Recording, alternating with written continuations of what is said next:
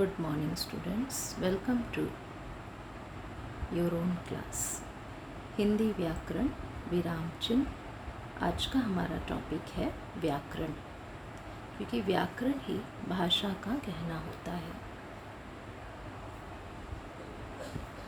तो हम आज विराम चिन्ह पढ़ेंगे। आज के अपने टॉपिक में क्या है विराम चिन्ह। विराम का अर्थ है ठहरना। लिखने वाला व्यक्ति शब्दों, वाक्यों आदि के बीच अपनी बात को अच्छी तरह समझाने के लिए तरह तरह के चिन्हों का प्रयोग करता है। इन्हें ही विराम चिन्ह कहते हैं। जैसे कि प्रमुख विराम चिन्ह है पूर्ण विराम, अर्थात ये खड़ी पाई जो ब्रैकेट में आप देख रहे हैं।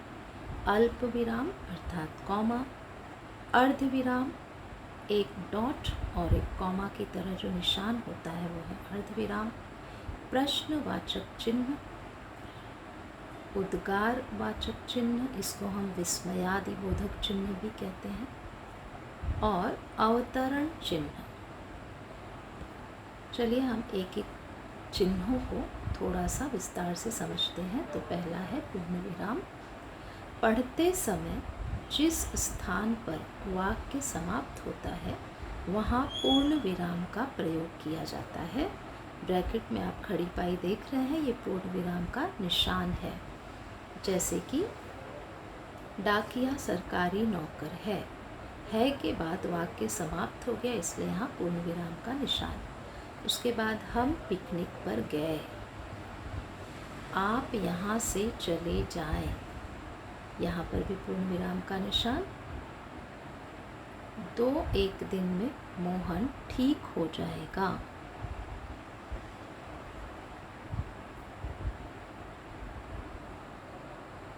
अब है अल्प विराम। पढ़ते समय जिस स्थान पर थोड़ी देर रुकना हो वहाँ अल्प विराम का प्रयोग किया जाता है। जैसे कि हवा आती जाती रहती है तभी मंगलकारी होती है। मैं जो मांगता हूँ वे दे देते हैं। अच्छा तुम मेरे साथ आओ। यहाँ पर हवा आती जाती रहती है, इसके बाद एक विराम है, इसलिए वहाँ कॉमा का निशान। उसके बाद मैं जो मांगता हूँ वे दे देते हैं, मुँह के बाद थोड़ा सा विराम लिया गया। अच्छा तुम मेरे साथ आओ, यहाँ अच्छा के बाद थोड़ा विराम लिया गया। इसके बाद कॉमा का उपयोग भी हम यहाँ भी करते हैं, जैसा कि लास्ट सेंटेंस में आप देख रहे हैं, गाय, बैल, भैंस। ये जो है एक के बाद एक क्रम से जब हम किसी संज्ञा को नामांकित करते हैं या कहते हैं तो वहाँ पे हम कॉमा डालते जाते हैं, और जो लास्ट पशु होता है उसके पहले हम और का उपयोग करते हैं। और घोड़ा उपयोगी पशु है। तो ये है अल्प विराम के उपयोग। अब है अर्ध विराम। वाक्य पढ़ते समय जहाँ अल्प विराम से अधिक और पूर्ण विराम से कम समय तक रुकना हो वहाँ अर्ध विराम का प्रयोग किया जाता है। जैसे कि मैं तुम्हारे साथ हूँ, कोई और सहायता चाहिए तो बताना। तो यहाँ मैं तुम्हारे साथ हूँ, इसके बाद थोड़ा अधिक रुका गया, अल्प विराम से अधिक लेकिन पूर्ण विराम से कम। तो मैं तुम्हारे साथ हूँ, कोई और सहायता चाहिए तो बताना। हाँ क्षण भर, पर यह आनंद कुछ और ही था। तो इस तरह से हम अर्ध विराम का उपयोग करते हैं। अब चलते हैं प्रश्नवाचक चिन्ह की तरफ। जिस वाक्य में प्रश्न का भाव हो उसके अंत में प्रश्नवाचक चिन्ह का प्रयोग किया जाता है। जैसे कि मैंने क्या अपराध किया है, तुम यहाँ क्यों बैठे हो, हवा का प्रदूषण कैसे होता है, गाड़ी कब जाएगी। ये सभी प्रश्नवाचक वाक्य हैं और इसके अंत में प्रश्नवाचक चिन्ह का उपयोग किया गया। अब हम चलते हैं उद्गार चिन्ह। इसे हम थोड़ा समझ लेंगे।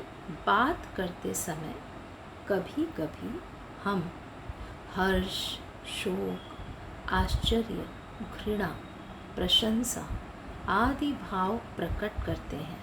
इन्हें उद्गार कहते हैं।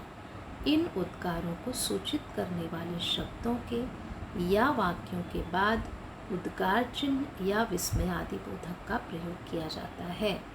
उदाहरण से आपको अधिक स्पष्ट हो जाएगा। विस्मयादि बोधक चिन्ह के कुछ उदाहरण देखते हैं। जैसे आज मैं कितना खुश हूँ, ये हर्ष अर्थात खुशी का सूचक। तो यहाँ पे आश्चर्यजनक या विस्मयादि बोधक चिन्ह का प्रयोग हुआ है। हाय मैं कितना बदनसीब हूँ, यहाँ दोनों जगह पे आप देख रहे हैं कि इस वाक्य से हमें शोक का एहसास होता है, दुख का एहसास होता है। तो हाय के बाद और बदनसीब हूँ के बाद विस्मयादि बोधक का चिन्ह लगेगा। वाह यह फूल कितना सुंदर है, यहाँ प्रशंसा वाला वाक्य है। तो वाह और सुंदर है दोनों के बाद आप देख सकते हैं कि विस्मयादि बोधक चिन्ह का उपयोग हुआ है। हे भगवान ये महामारी कब खत्म होगी, यहाँ संबोधन हे भगवान और दुख। तो संबोधन जैसे हे माँ, हे ईश्वर, हे पिता, इन शब्दों के बाद हम विस्मयादि बोधक का उपयोग करेंगे। ये महामारी कब खत्म होगी, ये भी एक दुख है। तो यहाँ पे भी हम आश्चर्यजनक या विस्मयादि बोधक चिन्ह का उपयोग करेंगे। छी तुम कितने गंदे हो, यह घृणा का भाव है। तो यहाँ छी के बाद और कितने गंदे हो इसके बाद हमने विस्मयादि बोधक चिन्ह का उपयोग किया। बाप रे इतना बड़ा अजगर, ये भी एक आश्चर्यजनक वाक्य है। तो बाप रे और अजगर दोनों के बाद विस्मयादि बोधक चिन्ह आप देख सकते हैं। अब है उद्धरण चिन्ह। उद्धरण चिन्ह दो प्रकार के होते हैं। इकहरे जैसा कि आप ब्रैकेट में देख रहे हैं, एक ऊपर जिसे हम इंग्लिश में कहते हैं सिंगल इन्वर्टेड कॉमा, और दोहरे मतलब डबल इन्वर्टेड कॉमा। अब हम इसे उदाहरण के साथ समझेंगे। किसी के उपनाम, उपनाम मतलब सरनेम, किसी के उपनाम रचना, रचना अर्थात किसी की बनाई गई कोई कविता का नाम, कोई पाठ का नाम, पुस्तक आदि के नाम को इकहरे उद्धरण चिन्हों में लिखा जाता है। उदाहरण से स्पष्ट हो जाएगा। जैसे निराला, हरिऔध, ये बड़े बड़े कवियों का नाम है। सूर्यकांत त्रिपाठी निराला। तो निराला ये जो है उपनाम जो उनके नाम के साथ लगा है, इसे हम सिंगल इन्वर्टेड कॉमा या इकहरे उद्धरण चिन्ह में लिखे हैं। फिर हरिऔध ये भी उपनाम है। अब रामचरितमानस, कामायनी ये सब ग्रंथ है, पुस्तक का नाम है, इसलिए इनको सिंगल इन्वर्टेड कॉमा में लिखा गया है। इकहरा उद्धरण चिन्ह रामचरितमानस और कामायनी, ऊपर आप देख रहे हैं एक सिंगल कामा उनके नाम के अगल बगल जो लगा हुआ है, इसे हम इकहरे उद्धरण चिन्ह कहते हैं। उसके बाद है चांद का कुर्ता, चुन चुन कर बोल, ये किसी की रचना का नाम है, अर्थात उनकी कविताओं का नाम होगा या किसी पाठ का नाम होगा। तो इस तरह से हम इसे भी इकहरे उद्धरण चिन्ह में लिखते हैं। और इकहरे अर्थात एक, तो एक कॉमा जैसा निशान, एक उद्धरण जैसा निशान आपको जो दिख रहा है, यही है कि कॉमा नीचे लगता है।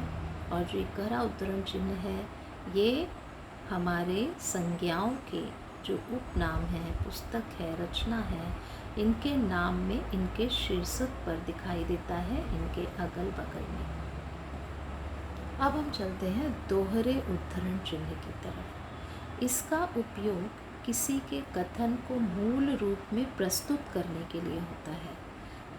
अर्थात किसी ने कुछ कहा है, जब हम उस वाक्य को वैसे का वैसा ही सुना रहे हैं दूसरे से, तो हम उसे दोहरे उद्धरण चिन्ह में लिखते हैं। जैसे धरा ने कहा, बेटा तुम दूर रहो या पास, सदा सत्कर्म करो। अब बेटा के पहले जो दोहरा उद्धरण चिन्ह शुरू हुआ, ये सत्कर्म करो पूर्ण विराम के बाद खत्म हुआ। तो ये स्टार्ट करना और ख़त्म करना ये ज़रूरी है दोहरे उद्धरण चिन्ह में। तो धरा ने जैसा का तैसा, जैसा उसने कहा वैसा ही हम किसी को सुना रहे हैं, तो हम उसे दोहरे उद्धरण चिन्ह में लिखेंगे। और धरा ने कहा, इसके बाद ज़रूर वहाँ छोटा सा कॉमा अर्थात अल्प विराम वहाँ पर देना है। तो अल्प विराम यहाँ पे भी इसका उपयोग होता है, ये हम ध्यान रखेंगे। धरा ने कहा, फिर बेटा के बाद पुनः अल्प विराम है, इसलिए वहाँ कॉमा। फिर तुम दूर रहो या पास, यहाँ पे भी अल्प विराम है, अर्थात थोड़ा थोड़ा विराम लेते हुए हम बोलते हैं तो वाक्य का अर्थ हमें स्पष्ट होता है। आइए अब हम देखते हैं यहाँ पर कि इकहरे उद्धरण चिन्ह कहाँ पर लगाएंगे। जैसे वाल्मीकि ने रामायण नामक महान ग्रंथ लिखा, चलिए देखते हैं। तो वाल्मीकि ने रामायण नामक महान ग्रंथ लिखा, इसमें रामायण को हम इकहरे उद्धरण चिन्ह में लिखेंगे। रामचरितमानस गोस्वामी तुलसीदास का महान काव्य है, तो रामचरितमानस को इकहरे उद्धरण चिन्ह में लिखेंगे हम। और गोस्वामी तुलसीदास जी का महान काव्य है, ये कविता का उनका महान काव्य है, इसलिए रामचरितमानस को हमने इकहरे उद्धरण चिन्ह में लिखा। अब रामधारी सिंह दिनकर राष्ट्र कवि है, तो ये जो दिनकर है ये इनका उपनाम है, तो हमने दिनकर को इकहरे उद्धरण चिन्ह में लिखा है। अब हम देखते हैं दोहरे उद्धरण चिन्ह का कुछ उदाहरण देखते हैं। लोकमान्य तिलक ने कहा था, स्वतंत्रता हमारा जन्म सिद्ध अधिकार है। यहाँ कोई चिन्ह नहीं है, अब हम इसे चिन्हों के साथ देखते हैं। लोकमान्य तिलक ने कहा था, यहाँ पे अल्प विराम, फिर दोहरा उद्धरण चिन्ह शुरू हो गया, स्वतंत्रता हमारा जन्म सिद्ध अधिकार है। जहाँ ये वाक्य खत्म हुआ वहाँ पूर्ण विराम और दोहरा उद्धरण चिन्ह बंद। शिक्षक ने कहा, पाठशाला में अनुशासन का पालन होना चाहिए। अब हम इसे चिन्हों के साथ बोलें। शिक्षक ने कहा, पाठशाला में अनुशासन का पालन होना चाहिए। कहा के बाद अल्प विराम और फिर दोहरे उद्धरण चिन्ह से शुरू करेंगे और पूर्ण विराम के बाद दोहरे उद्धरण चिन्ह से बंद करेंगे। चांद ने धरती से कहा, माँ मैंने कौन सा अपराध किया है। अब इसे हम चिन्हों के साथ पढ़ें तो चांद ने धरती से कहा, माँ मैंने कौन सा अपराध किया है। तो यहाँ अल्प विराम आप दो जगह दे सकते हैं, कहा के बाद और माँ के बाद, और दोहरा उद्धरण चिन्ह माँ के पहले से हमने शुरू किया और प्रश्न चिन्ह उसके बाद दोहरा उद्धरण चिन्ह बंद किया।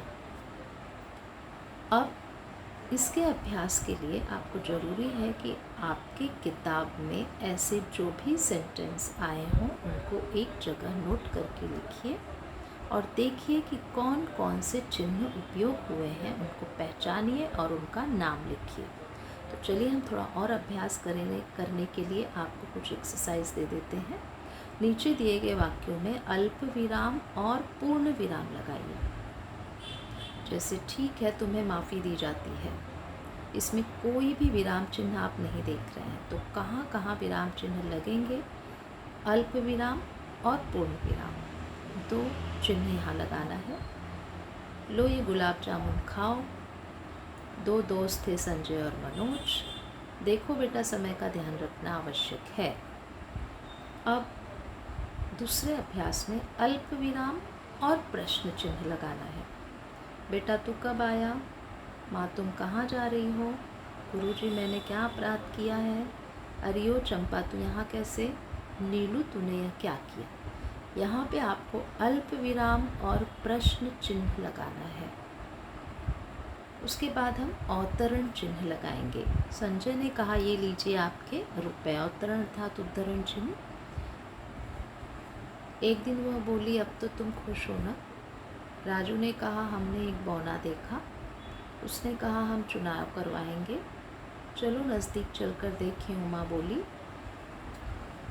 मिलते हैं।